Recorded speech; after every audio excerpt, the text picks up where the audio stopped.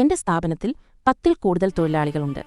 ഞാൻ GST കൂടാതെ ESI അഥവാ എംപ്ലോയി സ്റ്റേറ്റ് ഇൻഷുറൻസ് രജിസ്ട്രേഷൻ എടുക്കേണ്ടതുണ്ടോ? എടുത്തില്ലെങ്കിൽ എന്ത് സംഭവിക്കും? പല സ്ഥാപനത്തിലെ ഉടമകൾക്കും തൊഴിലാളികൾക്കുമുള്ള സംശയമാണിത്.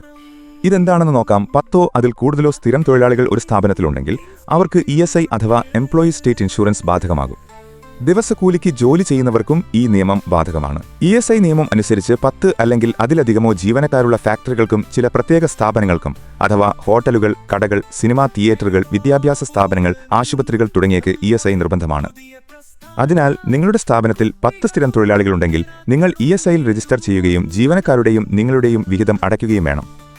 ഇപ്പോൾ നിലവിലുള്ള ESI അഥവാ എംപ്ലോയി സ്റ്റേറ്റ് ഇൻഷുറൻസ് വിഹിതം താഴെ പറയുന്ന പ്രകാരമാണ്. തൊഴിലാളിയുടെ വിഹിതം ശമ്പളത്തിന്റെ 0.75%ഉം മുതലാളിയുടെ വിഹിതം ശമ്പളത്തിന്റെ 3.25%ഉമാണ് അടയ്ക്കേണ്ടത്. ഈ നിരക്കുകൾ 2019 ജൂലൈ 1 മുതൽ